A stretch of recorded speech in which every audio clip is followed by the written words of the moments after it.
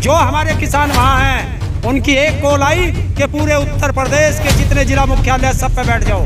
तो पूरे उत्तर प्रदेश के 75 जिला मुख्यालयों पर किसान बैठ गया अपना धरना देके। मैं आदेश आया था राकेश टिकैत जी का, उन्होंने कहा था कि सारे जिला मुख्यालय घेर लो। हमने घेर लिए।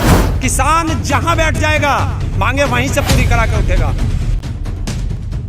जब तक किसान दुखी रहेगा, ताऊ जी ये बताइए कि यहाँ धरना करने से निष्कर्ष क्या निकलेगा? आप कैसे इसे डिसाइड करोगे निष्कर्ष निकलेगा या नहीं निकलेगा? अगर बच्चा रोएगा नहीं तो माँ दूध नहीं पिलाती। जब तक प्रशासन की छाती पर नहीं चढ़ोगे तब तक प्रशासन सुनता नहीं है। और ये प्रशासन की छाती पे बैठ गया किसान, सारी चीज़ सुनेगा। नहीं, आपका धरना तो लखीमपुर खीरी में था। हाँ। तो आपको यहाँ गाजियाबाद में क्यों बैठना? जब लखीमपुर खीरी में किसानों को परेशान किया जाएगा, उनकी जो मूलभूत सुविधाएं हैं जो हमारे संविधान ने हमें दी हैं उनको भी प्रशासन और शासन पूरा नहीं करेगा तो फिर किसान क्या करेगा? जो हमारे किसान वहाँ हैं उनकी एक कॉल आई कि पूरे उत्तर प्रदेश के जितने जिला मुख्यालय सब पे बैठ जाओ। तो पूरे उत्तर प्रदेश के 75 जिला मुख्यालयों पर किसान बैठ गया अपना धरना देके। हमारे पास आंदोलन करने के अलावा और क्या अधिकार है? नहीं, तो इससे क्या निष्कर्ष निकला? इससे निष्कर्ष ये निकला कि जैसे ही 75 जिला मुख्यालय घेरे गए, प्रशासन की नींद हराम हो गई। आनन फानन में जो जो सुविधाएं वहाँ मांगी गई वो मुहैया करा दी। पहले क्यों नहीं कराई? जब हमारा पहले से पता था कि हमारा किसान लखीमपुर खीरी में आ रहा है तो वो सुविधाएं पहले क्यों नहीं दी गई जो अब ज़बरदस्ती अब लेनी पड़ रही हैं? तो अब तो आपको धरना खत्म कर देना चाहिए। अच्छा, धरना तुम्हारे कहने से धरना शुरू करें, तुम्हारे कहने से ख़त्म करें, मतलब तुम्हारे कुत्ते बन जाएं। तुम बोलो तो हम भौंकें, तुम कहो तो हम चुप रहें। हम किसान हैं, जब अपनी पे आते हैं ना तो अच्छे अच्छों को झुका देते हैं। ये हमारा 13 महीने का धरना दिखा चुका है।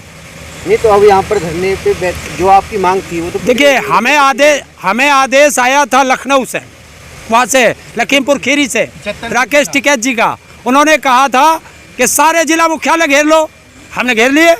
अब आदेश वहीं से आएगा कि कब हमें जाना है या कितने समय तक रहना है। जब तक आदेश नहीं आए, चाहे 75 घंटे हो जाए, चाहे 175 हो जाए, चाहे 575 हो जाए, आदेश वहीं का चलेगा।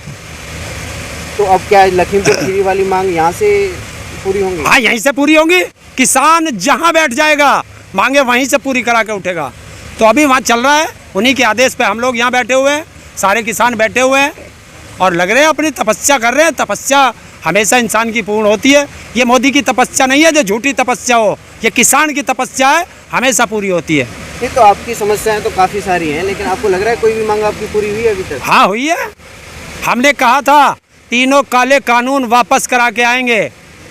आप जैसे मीडिया, जो गोदी मीडिया, दलाल मीडिया, उसने कहा था मोदी है पीछे नहीं हटता है। हमने उस दिन भी कहा था कि हमारे ट्रैक्टरों में बैग गियर नहीं है, ये वापस नहीं चलते।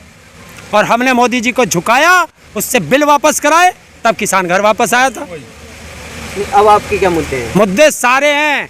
जब तक अजय टैनी बर्खास्त नहीं होगा, अजय टैनी जेल नहीं जाएगा, जो हमारे किसान लखीमपुर खीरी में निर्दोष इन्होंने बंद कर रखे हैं, जब तक वो नहीं छूटेंगे, एमएसपी पे गारंटी का कानून नहीं बनेगा, बिजली अमेंडमेंट बिल वापस नहीं होगा। बहुत मुद्दे, अग्निवीर, महंगाई, बेरोजगारी, शिक्षा, स्वास्थ्य, सब हमसे जुड़े हुए हैं। अब जो देश का मुद्दा होगा उसे किसान देखेगा। भारतीय किसान यूनियन जिंदाबाद, भारतीय किसान यूनियन जिंदाबाद, पापा टिकैत हमारे, पापा टिकैत हमारे, राकेश टिकैत जिंदाबाद। आपने कहा कि अग्निपथ योजना मतलब वापस कराएंगे, लेकिन उसकी तो भर्ती प्रक्रिया हाँ, भर्ती होने दो। अभी पता नहीं क्या सरकार बदलेगी, उसके क्या नियम आएंगे, भर्ती तो होने दो। और अग्निपथ अगर योजना इतनी अच्छी है तो वो सिर्फ सैनिकों पे क्यों लागू है? सेना के जो अधिकारी हैं उन पर लागू क्यों नहीं है? नहीं, अभी सुनने में आ रहा है कि ये अग्निपथ जो योजना है, इस तरह की योजना अब बैंक में भी लागू होने जा रही है। हमने तो अग्निवीर बनेंगे बैंक अरे हमने तो पहले ही कहा है, ये एक को मारेगा। मैं कह रहा हूँ अगर अग्निपथ योजना इतनी अच्छी है, मैं खुद समर्थन करूँगा कि सबसे पहले नेता वीर बनाए, अफसर वीर बनाए, IAS वीर बनाए, PCS वीर बनाए, मास्टर वीर बनाए, क्लर्क वीर बनाए। पूरे देश को वीर ही जो बना दो, कायर कोई रहेगा ही नहीं, सब वीर बन जाएंगे। तो 4 साल के बाद नेता भी हट जाने चाहिए। हाँ, बिल्कुल हटने चाहिए। जब एक देश की रक्षा करता हुआ जो बॉर्डर पे विदेशों से लड़ रहा है वो 4 साल में रिटायर आएगा। वाह मोदी जी वाह, बाप नौकरी करेगा और बेटा रिटायरमेंट होकर घर आ जाएगा। बहुत अच्छी योजना ला रहे हो। आपने अभी देखा कि राकेश टिकैत जी बार बार जाते हैं और कहते हैं कि तैयार रहिए, ट्रैक्टरों को तैयार रखिए आंदोलन के लिए। तो क्या लग रहा है 2024 की तैयारी है क्या आपकी? 24 क्या है 2024 में? नहीं, चुनाव है ना 2024 में। हम चुनाव लड़ते ही नहीं। बता हमारा कौन सा सेनापति या कोई सा जो हमारा सैनिक कोई चुनाव लड़ा है? नहीं लड़ता ना। भारतीय किसान यूनियन अराजनीतिक थी, अराजनीतिक है, अराजनीतिक रहेगी। चुनाव का काम राजनीतिक पार्टियों का है, वो लड़े। हमारा काम वोट देने का, और वोट गुप्त मतदान होता है। वो किसी को भी दे, ये इनकी इच्छा है। जो इन्हें अच्छा लगेगा ये उसे देंगे वोट। नहीं तो फिर क्या तैयारी? हमारी तैयारी एक ही है कि हमारा एमएसपी पे गारंटी का कानून बने, बिजली अमेंडमेंट बिल जो ये लेके आए हैं संसद में वापस हो, हमारे फसल का वाजिब दाम मिले, हमारे गन्ने का पेमेंट मिले, हमारी जो बिजली पंजाब में फ्री, हरियाणा में 15 रुपये हाउस पावर, यहाँ 175 रुपये हाउस पावर क्यों दें? जब एक देश है तो एक कानून होना चाहिए ना। नहीं, मोदी जी तो ये कहते हैं कि फ्री की रेवड़ी नहीं बांटनी चाहिए। मोदी फ्री की रेवड़ी नहीं बांटता।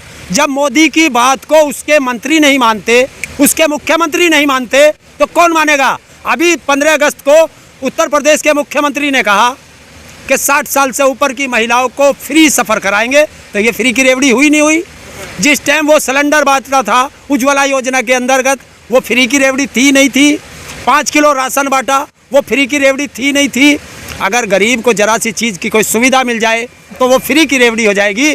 और अपने मित्रों का 11 लाख करोड़ रुपया माफ़ कर देना, वो कौन सी रेवड़ी में आवे भैया? बता सकता है? 5 लाख करोड़ रुपए का उनका टैक्स माफ़ कर दिया, ये किस रेवड़ी में आवे? मोदी जी ये देश है, अब बच्चे पढ़े लिखे हैं, ये मोबाइल पे 1 मिनट में निकाल के दे देते हैं तुम्हारी रेवड़ियों का सारा हिसाब किताब। उस पर बात नहीं करेगा जो 8 साल से फेंक रहा लाल किले से कि किसानों की आय 5 साल में दुगनी करूंगा। वो हुई क्या? हर देश के नागरिक को जिसके पास छत नहीं है पक्का मकान दूंगा, वो दी क्या? आप यहाँ पर गाजियाबाद डीएम कार्यालय पे बैठे हुए हो, यहाँ पर आपकी कोई सुनवाई नहीं है क्या? कोई ज्ञापन वगैरह आपने? हम ज्ञापन देना ही नहीं, ज्ञापन का हमारा कोई वो नहीं था, सिर्फ मुख्यालय घेरना था। मुख्यालय में ताले लगा रखे, देख ले घेर रखा, वो लग रहा ताला। मतलब बंद है, छुट्टी कर दिया है? और छुट्टी हम जब चाहें जब छुट्टी कर दें हम तो। जहाँ किसान बैठ जाएगा वहाँ छुट्टी हो जा। कल 5 बजे से घेर रखा, एसडीएम भी और वो अधिकारी भी सारे यहीं लगे हुए। देखिए बिजली के पंखे भी सब प्रशासन देगा। ये होती है किसान की ताकत। नहीं तो यहाँ आपको पंखे दे दिए और जहाँ आप लखीमपुर में बता रहे हो तो वहाँ पे दिक्कत क्यों है? आज वहाँ अरे वहाँ भी दे दिए। जिस टाइम जिला मुख्यालय गिरे सब सुविधाएं देनी पड़ी। ये ताकत है एकता की, ये ताकत है भारतीय किसान यूनियन, ये ताकत है राकेश टिकैत की, ये ताकत है नरेश टिकैत जी की, ये ताकत है संयुक्त किसान मोर्चा की। तो एकता में इतनी बड़ी ताकत है। हम तभी तो कहते हैं अलग अलग रहोगे तो मारे जाओगे। आ जाओ हमारी एक हरी टोपी किसान यूनियन के छतरी के नीचे, सबको बचाएंगे। चाहे बैंक वाला हो, चाहे क्लर्क हो, चाहे चपरासी हो, सबको बचाएंगे। और बचाएगी कौन? एक ही बचा सकती है, और वो है देश में भारतीय किसान यूनियन। 75 घंटे बाद क्या होने वाला है? अरे दर्द अभी हुआ नहीं, कैसे बता दूं लड़का होगा या लड़की होगी? केवल धरना देकर ही आप उठ जाओगे या फिर आगे क्या और कोई? आगे का आगे बताएंगे, वो 75 घंटे बाद पता चलेगा क्या होगा। हाई कमान का जो ऑर्डर आता रहेगा, ये भारत का किसान उसे फॉलो करता रहेगा। और जब हाई कमान कहेगा कि घर चले जाओ तो घर की तरफ चलेंगे। हाई कमान कहेगा बॉर्डर की तरफ चलो तो बॉर्डर पे जाकर लड़ेंगे। हाई कमान कहेगा कि जाकर डीएम का ताला मार के रखो तो ताला मार के रखेंगे, चाहे गर्दन कट जा। जिस तरह से राकेश टिकैत जी जगह जगह जाके आंदोलन को लेकर बोलते हैं कि तैयार रहिए, आंदोलन होगा, बड़े आंदोलन की तैयारी है, तो क्या लग रहा है कि आंदोलन फिर से होगा क्या? देखिए देश में एक आंदोलन, एक बहुत बड़ा आंदोलन देश मांग रहा है। अगर आंदोलन नहीं होंगे, देखिए हमारे बड़े बुजुर्ग भी कह करके गए हैं, अगर सड़कें सुनी हो गई तो संसद आवारा हो जाएगी। आंदोलन होने बंद हो गए थे तो संसद से कहीं कृषि कानून आ रहा, कहीं बिजली अमेंडमेंट बिल आ रहा, कहीं कोई आ रहा, मतलब देश के खिलाफ, देश की जनता के खिलाफ उन्होंने कानून पास करने शुरू कर दिए। और जैसे ही आंदोलन हुआ सरकार की नाक में दम आ गया, संसद ठीक काम करेगी। तो इसीलिए कहते हैं आंदोलन होते रहने चाहिए। अगर देश में आंदोलन होते रहेंगे तो ये नेता ठीक रहेंगे, सरकार ठीक काम करेगी।